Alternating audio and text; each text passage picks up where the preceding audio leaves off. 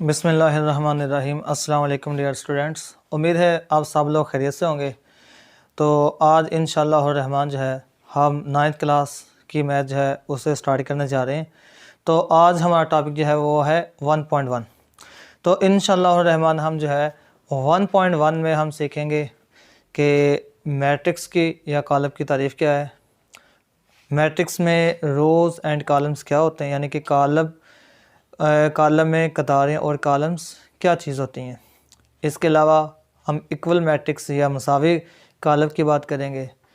इसके अलावा हम कॉलम के मर्तबे के बारे में भी बात करेंगे या ऑर्डर ऑफ अ मैट्रिक्स के बारे में भी बात करेंगे। तो आपने इस चीज़ से नहीं घबराना कि हमारी इंग्लिश मीडियम है या उर्दू मीडियम है। इंशाअल्लाह रहमान मैं दोनों मीडियम में ही आपको एक्सप्लेन करके दूंगा इंशाअल्लाह रहमान।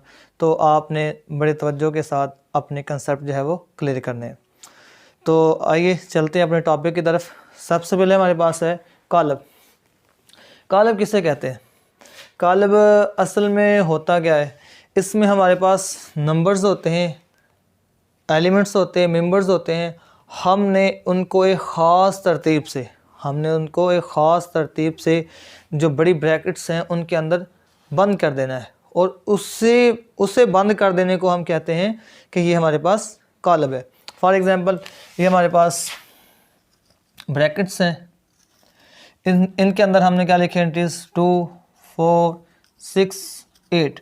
हमने क्या किया, एक ख़ास तरतीब से एलिमेंट्स को, अरकान को हमने इन ब्रैकेट्स के अंदर लिख दिया। इन ब्रैकेट्स के अंदर लिखने को हम कहेंगे कि ये हमारे पास क्या है, एक कॉलम है।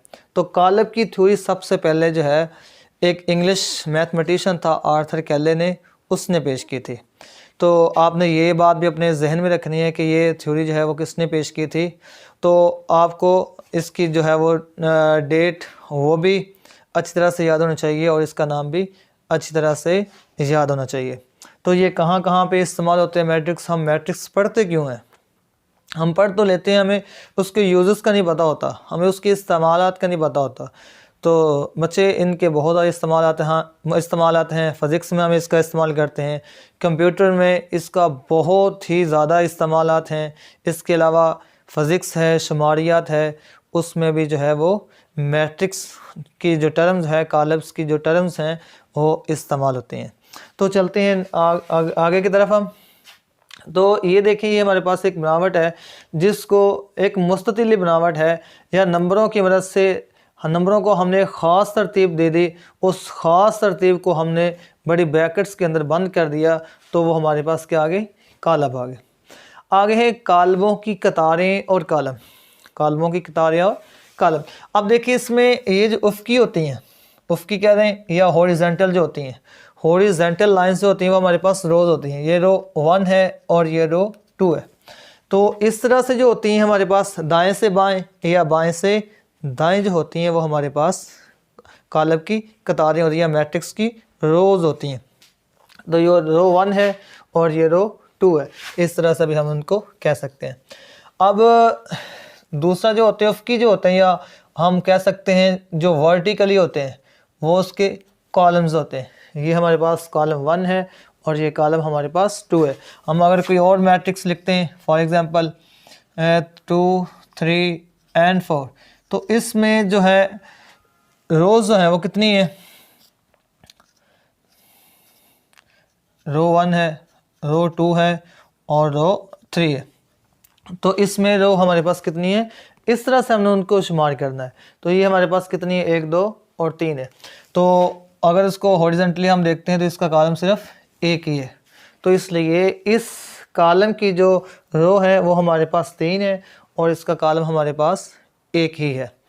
तो नेक्स्ट अगर बात करते हैं हम कॉलम के मर्तबे के, या order of a matrix. Order of a matrix किसे कहते हैं? ऑर्डर ऑफ मैट्रिक्स जो होता है वो असल में होता है किसी भी कॉलम, किसी भी मैट्रिक्स की कतारों की तादाद और कॉलमों की तादाद जो होती है वो उसका मर्तबा कहलाता है। फॉर एग्ज़ाम्पल हम लिखेंगे ऑर्डर ऑफ मैट्रिक्स, या हम इसको लिखेंगे कॉलम का मर्तबा। उर्दू में हम इसको कालब का मर्तबा और इंग्लिश में हम कालब ऑर्डर ऑफ अ मैट्रिक्स कहते हैं। तो इसमें अगर हम इसका ऑर्डर देखें तो इसका ऑर्डर, इसको अगर हम नाम देते हैं ए और इसको हम नाम दे देते हैं बी का। हाँ, एक और बात कि आप लोगों ने जो है किसी भी कालब को आपने अगर रिप्रेजेंट करना है, ज़ाहिर करना है, तो उसको इंग्लिश के कैपिटल इंग्लिश अल्फ़ाबेट से आपने उसको रिप्रेजेंट करना है, यानी कि आपने इंग्लिश के बड़े हरूफ ताजी से इसको ज़ाहिर करना है, यानी कि बड़ा ए है, बड़ा सी है, बड़ा सी है। अगर कालब को आप रिप्रेजेंट कर रहे हैं, अगर आप किसी कालब को ज़ाहिर कर रहे हैं और इसके अंदर जो इसके एलिमेंट्स होते हैं वो या तो नंबर्स होते हैं, या अगर आपने इसकी बजाय अगर हम सी कालब एक और लेते हैं, तो अगर हम ए बी अगर इंग्लिश अल्फ़ाबेट लेते हैं तो वो हमने स्मॉल लेने हैं, वो इसकी एंट्रीज़ जो हैं वो कभी भी कैपिटल नहीं होनी चाहिए। तो ये जो एंट्रीज़ हैं या मेंबर्स हैं ये हमेशा स्मॉल होने चाहिए, और जो मैट्रिक्स होते हैं उनको रिप्रेजेंट करने के लिए वो हम लिखेंगे capital English alphabet A B C, यानी कि इंग्लिश के बड़े हरूफ तहजी जो है वो लिखेंगे हम। तो इसमें अगर हम देखते हैं कालब ए का मर्तबा,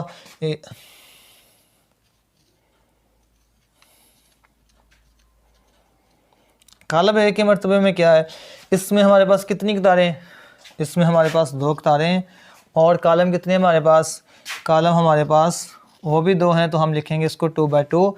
इसको लिखने का एक ये तरीका भी है और एक ये वाला तरीका भी है। 2 बाई, इसको भी 2 बाई 2 पढ़ेंगे, आपने 2 मल्टीप्लाई 2 करके 4 नहीं आपने लिखना, आपने जस्ट ये लिखना है 2, इसको पढ़ेंगे 2 बाई 2, यानी कि जिस तरह ये लिखा हुआ 2 बाई 2, इसको भी 2 बाई 2 ही पढ़ना है, आपने इसको आगे सॉल्व नहीं करना। तो ये क्या होगा हमारे पास कालब का मर्तबा। इसी तरह अगर हम बात करेंगे मैट्रिक्स बी की करेंगे बात, कालब बी की बात करेंगे, अगर इसका मर्तबा देखें तो इसका मर्तबा जो है हमारे पास क्या आएगा, इसकी 3 कितारें और इसका कालम, इसके कालम हमारे पास एक ही है, तो हम इसको लिखेंगे 3 बाई 1। तो इसी तरह जो है वो कालब सी जो है उसका मर्तबा जो है हमारे पास क्या आएगा, इसकी 2 कितारें हैं और 2 ही कालम है, तो ये हमारे पास क्या आ गया 2 बाई 2। तो उम्मीद है आप लोगों को जो है वो कालब किसे कहते हैं, कालब जो होता है हकीकी अदाद की मदद से एक मुस्ततिली बनावट जो होती है जिसमें नंबर्स होते हैं, नंबर्स को हम जो है एक ख़ास बनावट में जो है वो लिखने को हम कहते हैं कालब। तो दूसरा है कालमों की कतारें, और कालम जो थे जो उसकी उफ़की जो होती हैं, जो उसकी उफ़की एंट्रीज़ होती हैं वो उसकी कतारें होती हैं, जो उसकी अमूदी होती हैं या वर्टिकली जो होती हैं वो उसकी कालम होते हैं। तो इसी तरह जो है कालब का मर्तबा जो है वो किस पे मुश्तमिल होता है, कालमों की कतारों की तादाद मल्टीप्लाई कालमों की तादाद, यानी कि अगर इस कालब में, इस मैट्रिक्स में अगर इसकी 2 कतारें हैं, 2 कॉलम हैं, तो हम इसको लिखेंगे 2 बाई 2। और इसमें हमारे पास क्या था, ये इसकी 3 रोज़ थी और 1 कॉलम था, हमने इसको लिखा 3 बाई 1। और इसी तरह जो है वो हमने इसको हमने लिखा 2 बाई 2। तो नेक्स्ट हमारे पास जो है वो इक्वल मैट्रिक्स, ये अक्सर क्वेश्चन आ जाता है और अक्सर स्टूडेंट्स जो हैं इक्वल मैट्रिक्स में मिस्टेक्स कर जाते हैं।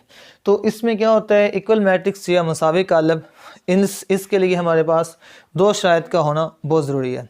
अगर हमारे पास कोई से 2 कालब हो, अगर हमारे पास कोई से ए एंड बी कालम्स हैं, हमारे पास ए एंड बी कालम है, अगर फॉर एग्जांपल ए हमारे पास 2 4 6 8 और दूसरा हमारे पास बी मैट्रिक्स जो है वो हमारे पास है 2 4 6 8। अब इसमें 2 कंडीशन जो है वो फुलफिल होनी चाहिए, सेटिस्फाई होनी चाहिए, 2 शराइत का पूरा होना लाजमी है।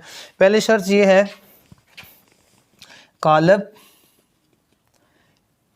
ए का मर्तबा, कालब ए का मर्तबा जो है वो किसके बराबर होना चाहिए, कालब बी के मर्तबा के, बी का मर्तबा। पहली कंडीशन तो ये होनी चाहिए, क्या अगर ये 2 बाई 2 का है तो ये भी मस्ट है, ज़रूरी है कि ये जो है वो भी 2 बाई 2 का होना चाहिए। अगर ये पहली कंडीशन ही फुलफिल नहीं होती तो आपको दूसरी देखने की ज़रूरत ही नहीं है, आपने उधर ही कह देना है कि ये मैट्रिक्स जो है, ये कालब जो है वो आपस में मसावी नहीं है। तो इसके बाद दूसरी जो है वो ये है करस्पॉन्डिंग एंट्रीज, तो इसमें मुतनाज़ा अरकान, पहली शर्त ये थी, दूसरी ये है कि मुतनाज़ा अरकान, दोनों के मुतनाज़ा अरकान एक जैसे हैं, करस्पॉन्डिंग एंट्रीज एक जैसे हों, मुतनाज़ा अरकान एक जैसे हों, तब जाके ये मैट्रिक्स है वो आपस में इक्वल मैट्रिक्स कहलाएंगे। अब कॉलम के मर्तबे की तो समझ आ गई कि आर्डर ऑफ अ मैट्रिक्स जो होता है वो रो एंड कॉलम्स की जो तादाद होती है वो उसका मर्तबा होता है या उसका आर्डर होता है। लेकिन ये दूसरी जो बात है, मुतनाज़ा अरकान एक जैसे हों या करस्पॉन्डिंग एंट्रीज जो है वो इक्वल हों, उसका क्या मतलब है? इसमें देखें कि पहली एंट्री जो है वो, इसको मैं मिटा देता हूँ, पहली एंट्री जो है वो पहली एंट्री के बराबर होनी चाहिए। पहली एंट्री कितनी है? 2 है, तो ज़रूरी है कि इसकी भी पहली एंट्री जो है वो 2 होनी चाहिए। दूसरी जो मर्ज़ी हमें उससे कोई सरोकार नहीं, पहली एंट्री जो है वो पहले के इक्वल होनी चाहिए, दूसरी वाली जो है वो दूसरे के इक्वल होनी चाहिए, तीसरे वाली जो है वो तीसरे के इक्वल होनी चाहिए, और चौथे वाली जो है वो चौथे के इक्वल होना चाहिए। अगर इनमें से कोई एक भी एंट्री जो है वो आपस में इक्वल नहीं है तो आपने उधर ही कह देना है कि ये मैट्रिक्स जो है, ये कॉलम जो है वो आपस में मुसावी कॉलम या बराबर कॉलम नहीं है। तो उम्मीद है कि आपको इसके समझ आ गई होगी। मैं दोबारा से मुसावी कॉलम को रिपीट कर देता हूँ।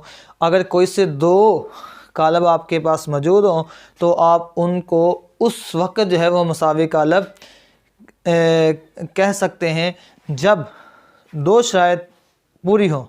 पहली शर्त यह है कि उनका मर्तबा एक जैसा हो, यानी कि कॉलम ए का मर्तबा कॉलम बी के मर्तबे के बराबर हो। अगर उनका मर्तबा या उनका ऑर्डर जो है वो सेम नहीं है तो तब भी वो इक्वल मैट्रिक्स नहीं, बल्कि वो हो ही नहीं सकते।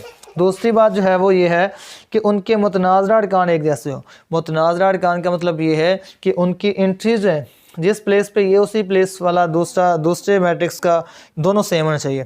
पहले एंट्री पहले के बराबर, दूसरी एंट्री दूसरे के बराबर, तीसरी तीसरे के बराबर, चौथी चौथे के बराबर, यानी कि जितना उसका ऑर्डर है उसी लिहाज से उनके मुतनाज़ा अरकान को आपने कंपेयर करके देखना है कि वाकई वो एक दूसरे के इक्वल हैं या नहीं। तो अब चलते हैं एक्सरसाइज के ऊपर और देखते हैं पहले और दूसरे क्वेश्चन में क्या क्या सवाल जो है वो पूछे गए हैं। उसके बाद फिर हम तीसरे की बात करेंगे। जी स्टूडेंट्स, हम जो है वो स्क्रीन के ऊपर आ चुके हैं। तो देखिए इसमें क्वेश्चन नंबर 2 जो है उसमें है कि मालूम कीजिए कि मंदरजा दल में से कौन कौन से कॉलम आपस में मुसावी है। तो इसमें आप जो है वो आसानी से बता सकते हैं। कॉलम ए जो है वो उसका मर्तबा हमारे पास 1 बाय 1 है, तो हमने ऐसा कॉलम ढूंढना है जिसका मर्तबा जो है वो 1 बाय 1 हो। तो आप सी देखें, सी जो है वो 5-2, एक ही एंट्री जो है वो शुमार की जाएगी। तो 5 में से 2 निकालें 3, तो लिहाजा हम ये कह सकते हैं कि कॉलम ए और कॉलम सी जो है ये आपस में मुसावी कॉलम है। इसी तरह से हमने जो है वो बी को देखा, बी हमारे पास इसकी एंट्री जो है वो 3 और 5 है, यानी कि एक रो है, यानी कि एक कतार और 2 कॉलम है। तो लिहाजा ये जो है वो इक्वल होगा आई वाले के साथ। उसमें भी जो है वो आई जो है वो 3 एंड 3 + 2 = 5। तो बी एंड आई जो है वो मैट्रिक्स आपस में इक्वल है। उसके बाद क्वेश्चन नंबर सी जो है वो हो गया। डी हमारे पास 5 और 3 है, 5 और 3 है, तो ये जो है इधर किसी के भी इक्वल नहीं है। ई वाला जो है वो 4 0 6 2 है, तो वो हमारे पास जो है जे जो है वो हमारे पास 2 + 2 4, 2 में से 2 निकालें 0, 2 + 4 = 6 एंड 2 + 0 = 2। तो इस तरह से जो है वो उसके इक्वल है। एफ वाला जो है वो जी के इक्वल है। तो इस तरह से आपने इनको सॉल्व कर लेना है। इसके अलावा इससे हट के भी अगर कोई आता है तो आप उसको भी देख सकते हैं। क्वेश्चन नंबर 1 जो है वो इस तरह से है कि आपने उसका मर्तबा बताना है। तो मर्तबे वाला काम जो है वो बिल्कुल इजी है। आपने बताना है कि इसका मर्तबा क्या है। अब कॉलम जो ए है या मैट्रिक्स ए जो है उसका मर्तबा क्या है, उसकी 2 रोज हैं एंड 2 ही कॉलम है, तो इसका मर्तबा क्या हुआ हमारे पास 2/2। बी जो है वो उसका मर्तबा भी हमारे पास 2/2 है। सी जो है उसकी एक कतार है 2 कॉलम है, तो वो 1/2 है। डी वाला जो है इसकी 3 कतारें 1 कॉलम है, ये 3/1 हो गया। पहले आपने कतार और फिर उसके बाद कॉलम, यानी कि पहले रो फिर कॉलम। ई जो है वो हमारे पास 3 रो एंड 2 कॉलम्स हैं। इसी तरह एफ जो है वो 1 रो 1 कॉलम। जी जो है वो हमारे पास 3 रो एंड 3 कॉलम 3/3 हो गया। एच जो है वो हमारे पास 2/3 है। तो इस तरह से ये आपकी एक्सरसाइज जो है वो कंप्लीट हो जाएगी। और अब जो है वो हम क्वेश्चन नंबर 3 जो है वो व्हाइट बोर्ड के ऊपर जो है वो सॉल्व करके देखते हैं। तो चलिए चलते हैं व्हाइट बोर्ड की तरफ। स्टूडेंट्स, हम आ चुके हैं मोबाइल के स्क्रीन के ऊपर, व्हाइट बोर्ड की तरफ आ गए हैं। तो हमारे पास ये क्वेश्चन नंबर जो 3 है वो इस तरह से है कि हमने A B C and D की वैल्यूज़ जो है वो फाइंड आउट करनी है जो दी हुई मसावात को दुरुस्त साबित रखती हैं। यानी कि अगर हम इनकी वैल्यूज़ है दोबारा इनमें पुट करें तो वो दोबारा से जो है वो सही होनी चाहिए, दुरुस्त होनी चाहिए। तो वो मैं आपको लास्ट पे बता दूंगा कि किस तरह से वो दुरुस्त होनी चाहिए। तो हम इसको सॉल्व करते हैं। तो इसमें हमारे पास है, हमने इक्वल मैट्रिक्स की डेफिनेशन में ये पढ़ा था कि पहले तो ये थी कि वो उनका ऑर्डर सेम होना चाहिए। अगर कोई से दो हमारे पास मैट्रिक्स हैं तो उनका ऑर्डर सेम है। दूसरी हमने ये पढ़ी थी उनके करस्पॉन्डिंग एंट्रीज, यानी कि पहला रुकन जो है वो पहले के बराबर, दूसरा जो है वो दूसरे के बराबर, तीसरा तीसरे के बराबर। तो उसी लिहाज से हम जो है इसको लिखेंगे a + c = 0। पहली एंट्री जो है वो किसके, 0 के इक्वल है। तो हमने इसको इक्वेशन 1 का नाम दे दिया। अब दूसरी हमारे पास एंट्री क्या है, a + 2b = -7। तो ये हमारे पास इक्वेशन नंबर 2 बन गई। आपने इक्वेशंस के जो है वो नंबर साथ साथ मेंशन करते जाना, लिखते जाना है। अब तीसरी जो हमारे पास वो है c - 1 = 3। इसको इक्वेशन 3 का नाम दे दिया हमने। और ये फोर्थ वाली जो है वो हमारे पास है 4d - 6 = 2d। ये हमारे पास इक्वेशन नंबर 4 बन गई। अब हम अगर इन चारों इक्वेशनों को देखते हैं तो सबसे फर्स्ट जो है, पहले वाली जो है उसमें यह है कि a + c = 0। इसमें a वेरिएबल जो है वो भी अननोन है और c भी अननोन है, लिहाजा हमें इन दोनों की वैल्यूज़ का पता नहीं है, लिहाजा हम इसको सॉल्व नहीं कर सकते। अब अगर सेकंड की बात करते हैं तो इसमें भी 2 वेरिएबल्स हैं जो दोनों अननोन है, तो लिहाजा हम इसको भी जो है वो सॉल्व नहीं कर सकते।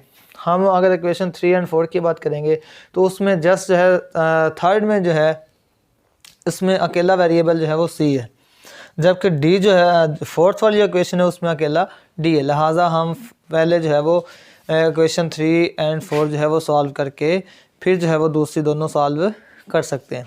तो यहाँ पे मैं लिखूँगा, उर्दू में लिख लें, इंग्लिश में लिख लें, मसावात 3 को हल करने से, या आप लिखेंगे बाय सॉल्विंग इक्वेशन 3। तो इसमें हमारे पास जो है वो c - 1 = 3। अब ये जो 3 जो है -1 जो है इस साइड पे माइनस है, उस साइड पे जाके ये क्या हो जाएगा, प्लस का हो जाएगा 3, क्योंकि माइनस और प्लस का आपस में रिलेशन होता है और ज़रब और तकसीम का, मल्टीप्लाई एंड डिवाइड का आपस में रिलेशन होता है। ये 3 + 1 हो गया, तो ये हमारे पास क्या होगा, c = 4 आ गया हमारे पास। तो c की वैल्यू हमारे पास क्या आ गई, 4 आ गई। अब जो ये वाली जो वैल्यू जो है वो हम 1 में अगर पुट करते हैं तो वहाँ से हम a की फाइंड आउट कर सकते हैं। उससे पहले हम जो है वो इक्वेशन 4 को जो है वो सॉल्व कर लेते हैं बाय सॉल्विंग इक्वेशन 4, या मसावात 4 को हल करने से। अब हम इसको हल करते हैं, मसावात 4 को हल करते हैं। मसावात 4 में हमारे पास क्या है, 4d - 6 = 2d। अब यहाँ से हमारे पास 4d, ये -6 उधर जाके प्लस हो जाएगा, और ये 2d जो है इस साइड पे प्लस इधर आके -2d हो जाएगा। 2d = 6 हो गया। अब ये देखें 4d में से अगर हम 2d निकाल देते हैं तो हमारे पास क्या आता है, 2d आता है। तो ये हमारे पास = 6 क्या आ गया। ये 2 इस साइड पे क्या हो रहा है, डिवाइड और मल्टीप्लाई हो रहा है। अगर इक्वल के दूसरे साइड पे लेके जाएंगे तो उधर जाके डिवाइड हो जाएगा। तो d की वैल्यू हमारे पास 3 आ गई। सी की वैल्यू हमारे पास 4 आई एंड डी की वैल्यू हमारे पास 3 आई। तो दोनों की वैल्यू हमारे पास आ चुकी हैं। अब हमने सी की ये वाली जो वैल्यू है इसको हम पुट कर देंगे इक्वेशन 1 में। मैं यहीं पे लिख देता हूँ मसावात एक में दर्ज करने से।